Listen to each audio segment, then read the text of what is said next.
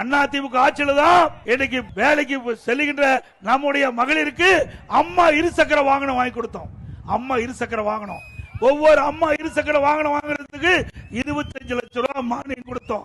சுமார் 3 லட்சம் பேருக்கு வழங்கப்படும் அறிவிக்கப்பட்டு 2,85,000 பேர் கொடுத்தோம். மீண்டும் அதிமுக ஆட்சி மலரும், அப்பொழுது 5 லட்சம் மகளிருக்கு அம்மா இருசக்கர வாகனம் மானிய விலையில வழங்கப்படும். ஒவ்வொரு அம்மா இருசக்கர வாகனம் வாங்கின்ற மகளிர் நம்முடைய சகோதரர்களுக்கு 25,000 மானியம் வழங்கப்படும்.